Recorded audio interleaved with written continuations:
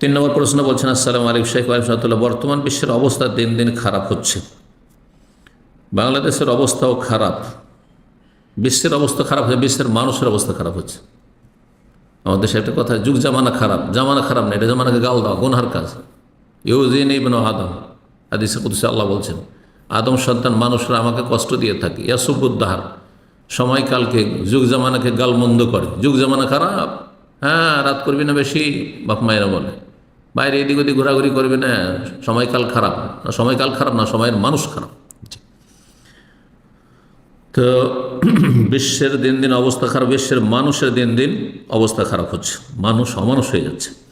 বাংলাদেশের অবস্থাও খারাপ, জি, বাংলাদেশের অবস্থা, বাংলাদেশের মানুষের অবস্থা খারাপ, আখলাক চরিত্র খারাপ, জি, নৈতিকতা নেই, আমানত নেই, সততা নেই, আল্লাহ ভীরুতা নেই অধিকাংশ মানুষের, তৌহিদ নেই, সুন্নাহ নেই, জি। রাজনৈতিকভাবে অবস্থা ভালো না, এমন অবস্থায় কি আমাদেরকে মক্কা ও মদিনা অথবা ভালো কোনো জায়গায় হিজরত করা উচিত? যদি হিজরতের সুযোগ থাকে তাহলে ভালো জায়গায় চলে আসবেন, হিজরত স্থায়ীভাবে করতে পারলে সবচেয়ে ভালো। আর আজকাল যেহেতু স্থায়ীভাবে হিজরতের রাস্তা খুবই সংকুচিত, হ্যাঁ, মুসলিম দেশগুলিতে, যার ফলে আপনাকে অবস্থা বুঝে ব্যবস্থা নিতে হবে। একই দেশে হিজরত হতে পারে, হিজরত সম্পর্কে আমার বিভিন্ন আলোচনায় এই কথাগুলি বলেছি।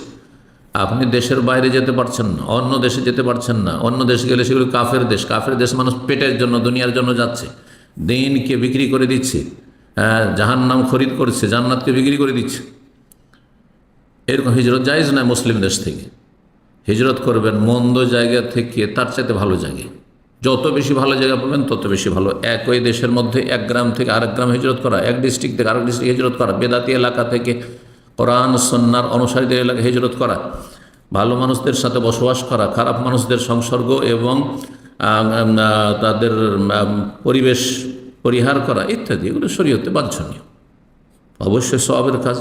এবং এই হিজরত কিয়ামত পর্যন্ত বহাল থাকবে। লা তানকাতিউল হিজরা, নয়তো হিজরত অতদিন পর্যন্ত বন্ধ হবে না, মা কুতিল আদু, যতদিন পর্যন্ত সংঘর্ষ চলতে থাকবে শত্রুর সাথে। দিন শত্রু, মানুষ শত্রু যতক্ষণ থাকবে, আল্লাহর শত্রু, আল্লাহর দিনের শত্রু, অসৎ লোকেরা থাকবে, ততদিন পর্যন্ত হিজরত কায়েম থাকবে।